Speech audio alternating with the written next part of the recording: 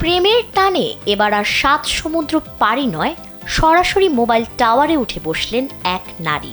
স্বামীর সঙ্গে নয়, বিবাহিত এই নারী থাকতে চান প্রেমিকের সঙ্গে, আর সেই দাবিতেই ঘটালেন নাটকীয় এই কাণ্ড, যা মুহূর্তেই এলাকায় চাঞ্চল্যের সৃষ্টি করে। ভারতের উত্তরপ্রদেশের হাথরাসে ঘটেছে এই ঘটনা। জানা গেছে প্রায় 30 বছর বয়সী পূজা নামের ওই নারী 2 বছর আগে বিয়ে করেছিলেন। তবে দাম্পত্য জীবনে অসন্তুষ্ট হয়ে তিনি শ্বশুর বাড়ি ছেড়ে পাশের গ্রামে গিয়ে একটি মোবাইল টাওয়ারে উঠে বসেন।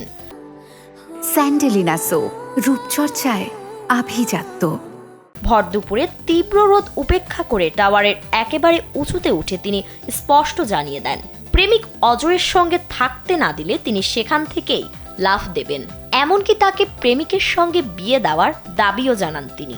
তার এই ঘোষণায় মুহূর্তেই নিচে জড়ো হয় মানুষের ভিড়। একদিকে কৌতূহলী জনতা, অন্যদিকে টাওয়ারের উপরে বসে একরোখা দাবি। সব মিলিয়ে পরিস্থিতি হয়ে ওঠে উত্তেজনাপূর্ণ। মনের মানুষের সঙ্গে থাকার আকাঙ্ক্ষা যে মানুষকে কতটা অস্থির করে তুলতে পারে, এই ঘটনাই যেন তার স্পষ্ট প্রমাণ। খবর পেয়ে দ্রুত ঘটনাস্থলে পৌঁছায় পুলিশ ও দমকল বাহিনী। দীর্ঘ সময় ধরে তাকে বোঝানোর চেষ্টা চালানো হয়। প্রায় 3 ঘন্টার চেষ্টার পর শেষ পর্যন্ত তাকে নিরাপদে নিচে নামানো সম্ভব হয়।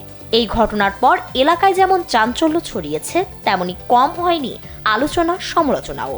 কেউ এটিকে ভালোবাসার অন্ধ আবেগ বলে মন্তব্য করছেন, আবার কেউ দেখছেন এক অদ্ভুত নাটকীয়তা হিসেবে।